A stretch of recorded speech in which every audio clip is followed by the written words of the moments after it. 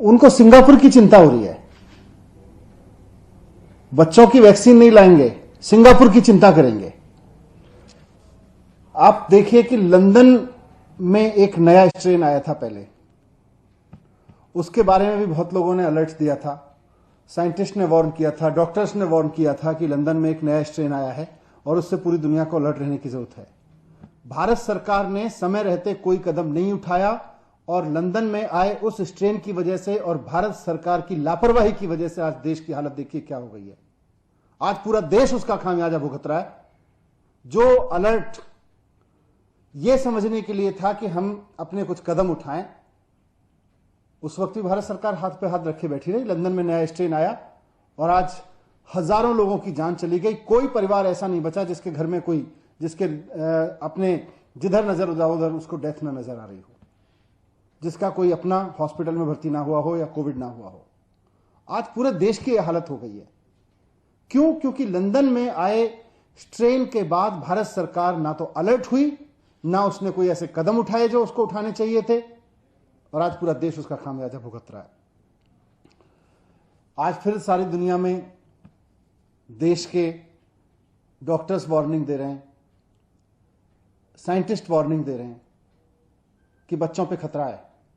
यहां तक कि सुप्रीम कोर्ट को भी कहना पड़ रहा है कि बच्चों पे खतरा हो सकता है, अगली वेव में जो अगला स्ट्रेन आएगा उसमें बच्चों को खतरा हो सकता है। ऐसी चारों तरफ से खबरें आ रही हैं, लेकिन हम आज बात को समझ ही नहीं रहे। हम ये समझ ही नहीं रहे कि हमें अलर्ट रहना है। मुद्दा सिंगापुर नहीं है, मुद्दा हमारे बच्चे हैं। आप सिंगापुर को मुद्दा बनाना चाहते हैं, हम बच्चों की चिंता कर रहे हैं। आप सिंगापुर पर राजनीति करना चाहते हैं, हम चाहते हैं हाथ जोड़ के हमारे बच्चों को बचाइए।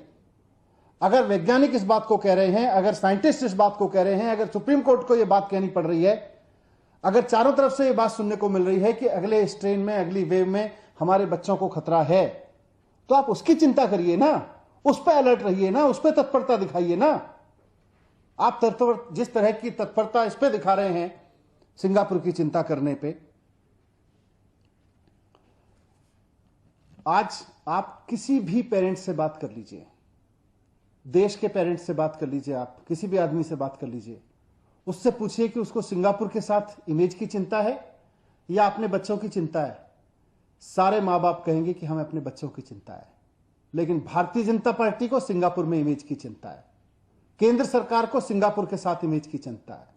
इन्होंने विदेश में इमेज कमाने के लिए हमारे बच्चों की वैक्सीन ले जाके विदेशों में बेच दी, सिर्फ एक पोस्टर चिपकवाने के लिए, और आज ये विदेश की बात कर रहे हैं। इनको बच्चों की चिंता नहीं है। मुझे सिर्फ इतना कहना है कि भारतीय जनता पार्टी और केंद्र सरकार को अपनी विदेश में इमेज मुबारक हो। आप इमेज की चिंता करिए विदेश में, सिंगापुर में। हम अपने बच्चों की चिंता करेंगे और हम तो अपने बच्चों की चिंता करेंगे। Thank you.